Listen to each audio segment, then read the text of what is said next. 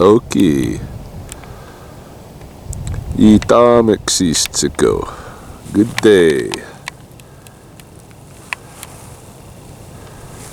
It is kind of the late morning of Sunday, October, I think it must be the 17th.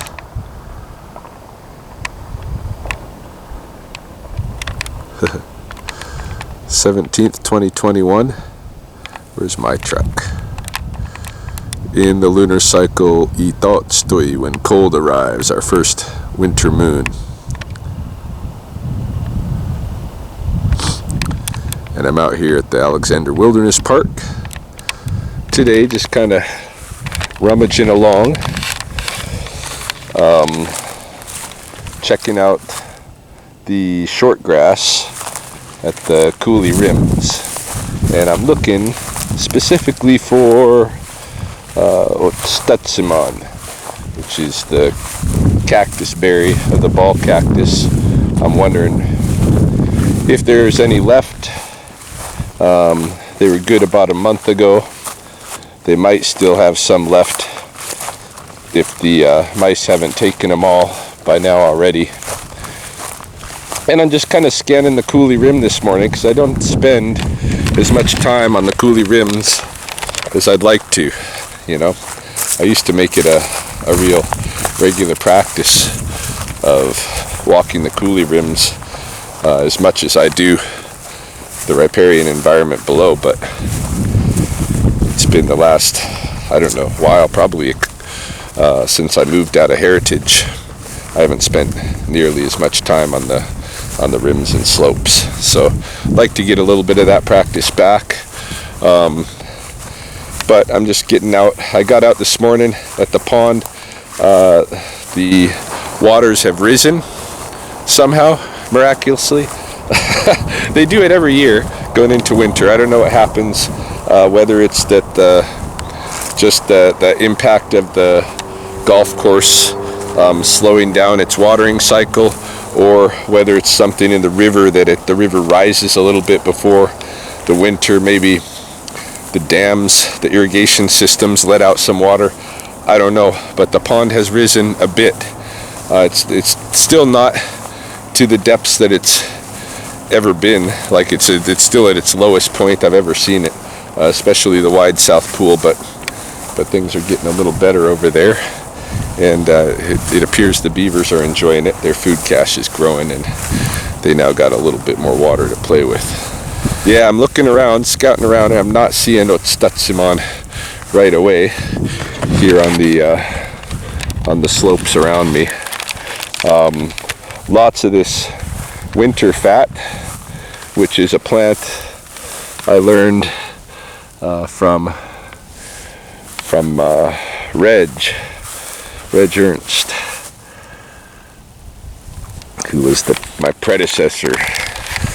Started the Lethbridge rattlesnake program, passed it on to me, and that guy knew his plants. I wish I knew my grasses nearly as well as he did, and I should make it a point to. In fact, you know, looking at, there's a bunch of field notes that I need to go through with my new class today, stuff that has come in over the last week that I haven't looked at yet. But last weekend I kind of read up what everybody had done as their initial notes and such, and introductions, and I didn't see many people taking up the challenge of learning any new faces, so to speak, in their environment. Like really trying to say, okay, well, what is a name that I can associate with this plant or animal that I don't know? And it's real easy to do to not bother with learning some of these identities once you have a bunch of them already, you know. And a lot of my students are into agriculture, so of course they recognize a lot of the species around them. But like me, I'm sure there's a lot of other species that they don't recognize, and it's easy to just, you know, pass those ones by and not pay any attention to them, especially if you don't know their names. So name learning is something important, and I'm going to take it upon myself, I think, each lunar cycle this year to learn someone new out here that I didn't know before. Hey.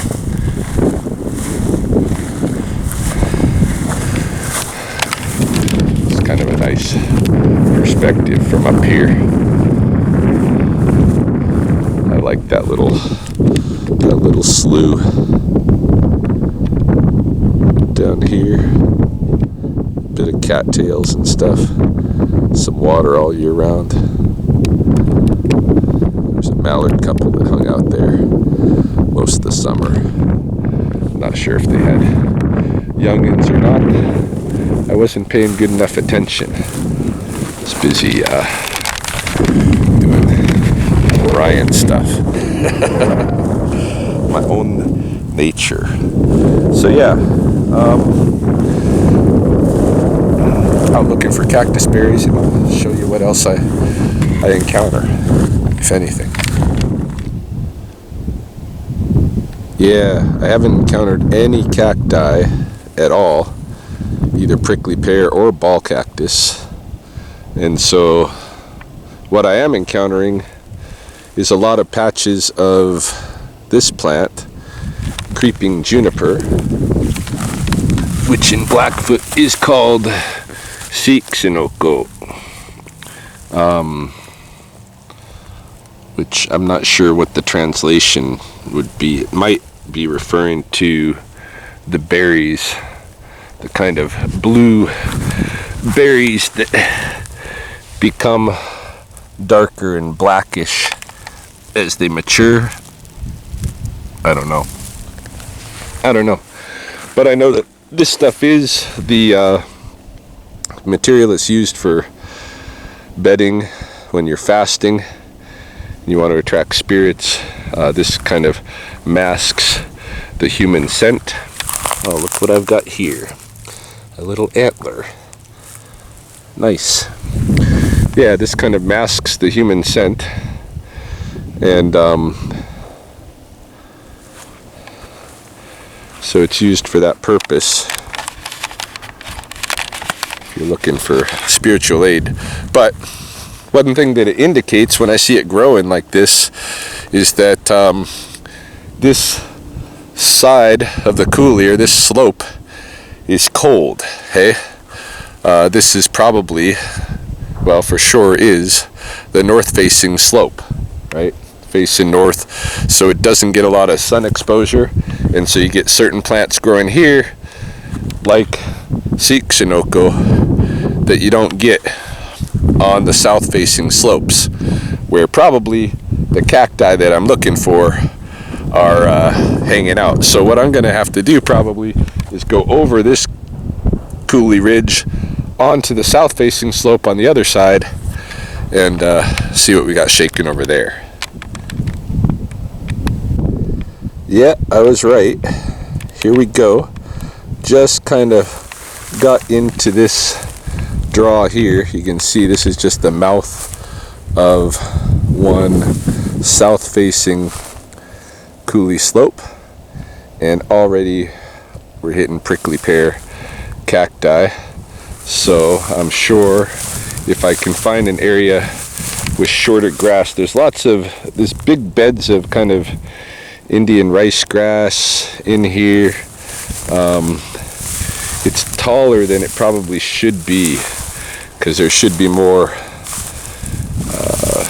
what do you call them, ground squirrels and such around in here, keeping the grass a bit shorter. But and bison grazing, you know, that's something we're missing, right? So it becomes more of a fire hazard and such than it should be.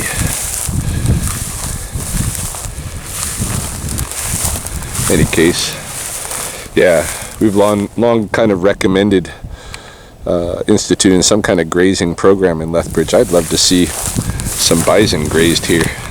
That'd be really nice, but perhaps in my lifetime it'll come. It seems like it's on its way. But yeah, I may run into ball cacti here pretty quick. Look at this. Wonder if this is an active den here.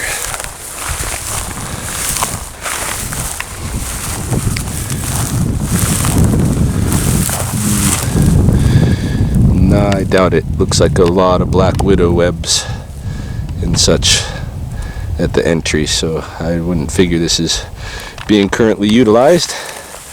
But nice little coyote den. Alright, I'll show you if I come across some cacti.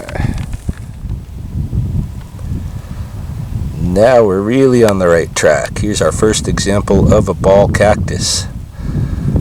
No berry, but still,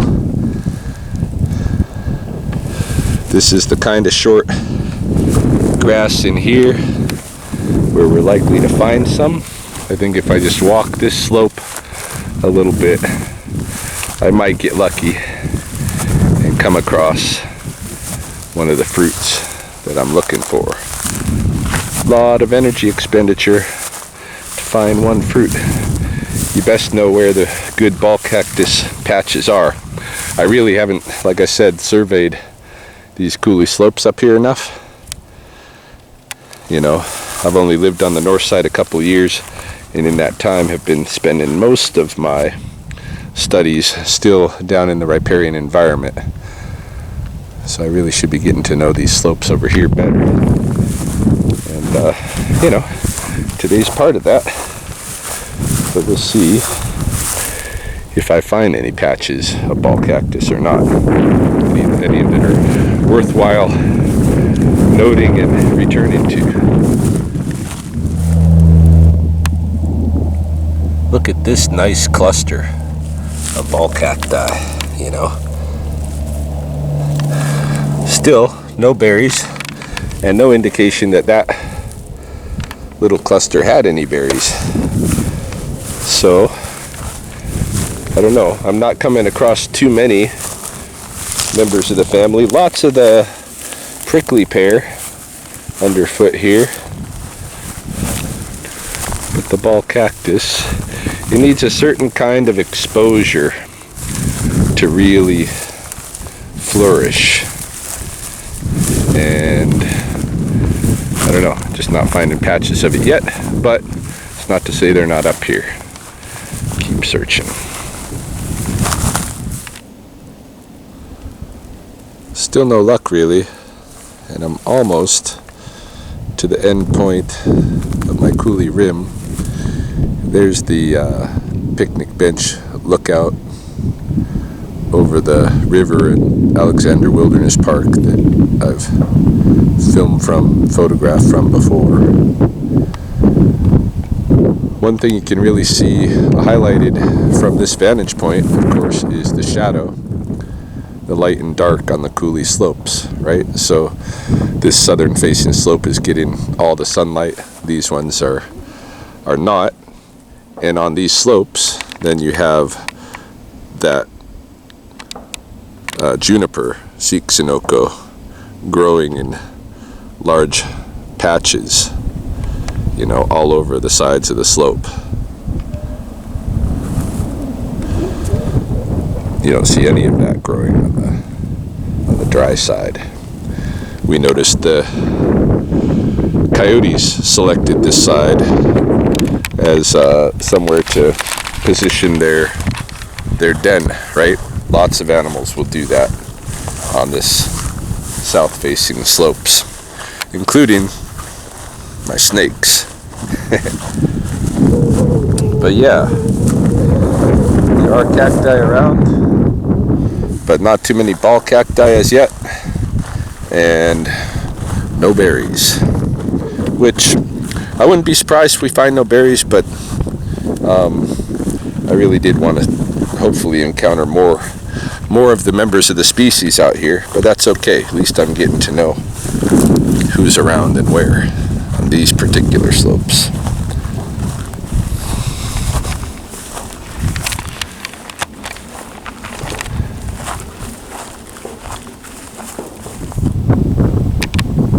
Big old boulder out here. It's on the rim slope. It's my foot by comparison. Whenever I see big boulders like this, two things come to mind right away. I check to see if there's snake entrances along the perimeter because this is a perfect kind of rookery rock that the females might choose if it was near a den to have their nests. Given I don't see any of those, I suspect there is not any snake dens. Bull snakes or rattlesnakes, well, rattlesnakes in the immediate area, in probably 50, 100 meters anyway. The other thing that I think about these is that this one, I imagine, has fallen down. I think it was probably stood upright like this, and that the contour of it is meant to imitate the shape of a bison's hump, because this is what would be called Eniskim, and positioned along a slope like this to draw bison into a hunting trap, where there could be people strategically positioned to box in the animals down here in the coulee and hunt them. So usually these boulders are not just willy-nilly strewn here, and yeah, the glaciers moved big rocks here and there and stuff, but you go around these coulees and look how many of them look like bison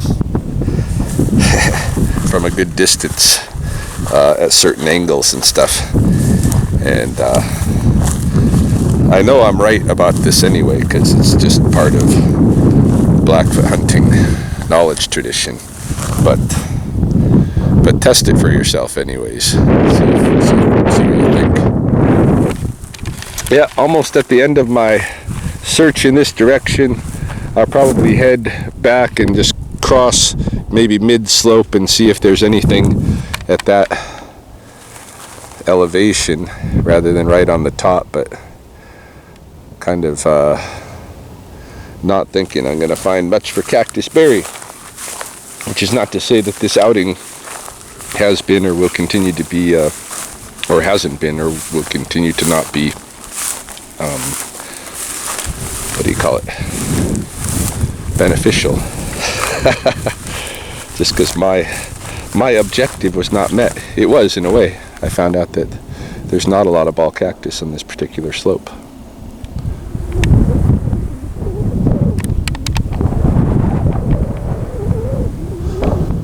Bit of a view from here.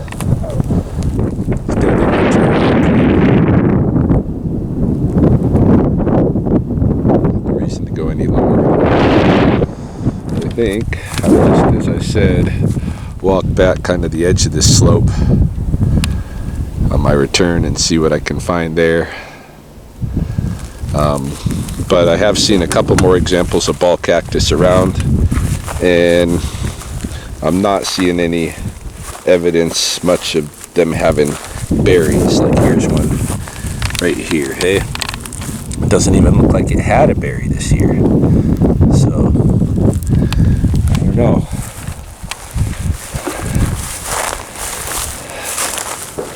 Usually if a berry's been taken out, you can see a gap, you know, in the needles. Unless the berries were seized long enough ago by the mice and stuff that that the gaps have closed up, that the needles of the cactus have actually repositioned themselves to close up that gap again. I suppose that's a possibility.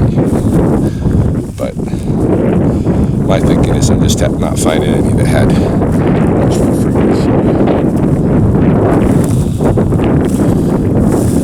Cool environment to explore. In any case, I'm looking for an unrecognizable species that has some, easily, visibly identifiable aspects to it, such that I can do some lit review or hit up some other folks for ideas about its identity. Yeah, I need a plant to learn for this lunar cycle. We're almost halfway through already. Plant or animal.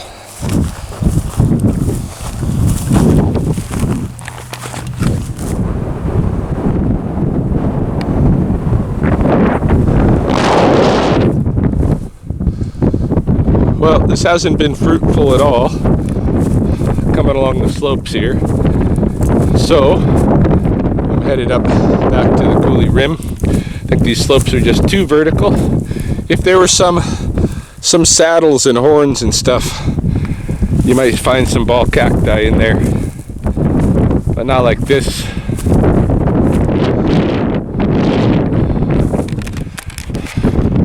Our afternoon winds are kicking in.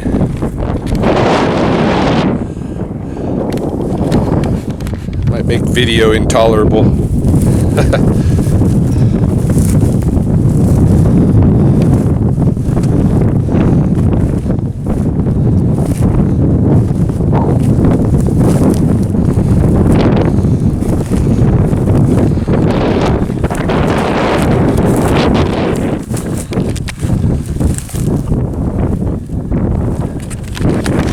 Some people are probably wondering if it's wild foods I'm after.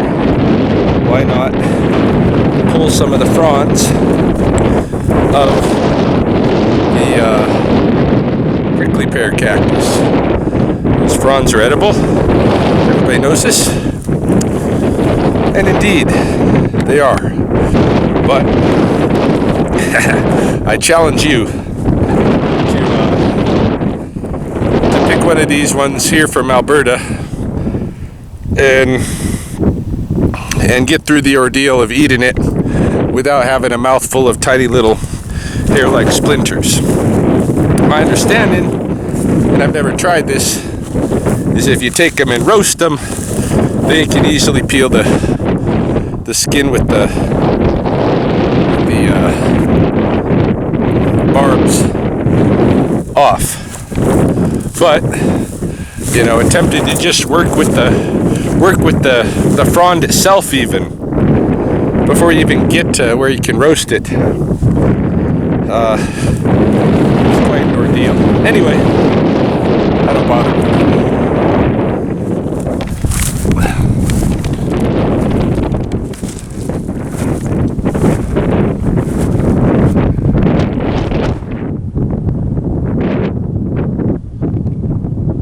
I can see my truck again.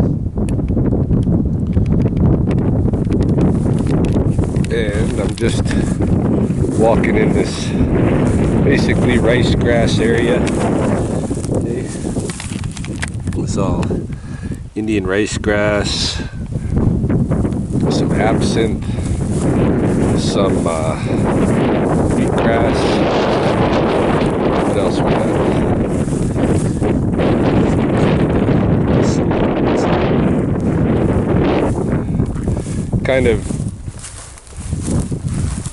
The kind of plants and stuff you'd expect in a disturbed area.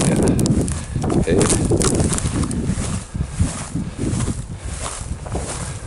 Don't know that I'm going to see much else today, you know, worthy of reporting. If I do, I do. Did not find my planter animal of the day. Or of the lunar cycle that I'm going to try to learn, so we'll see. I'll find one here shortly. But yeah, it was nice to get out, stretch my legs, and I'm going to get on with my day. Post this up later this evening.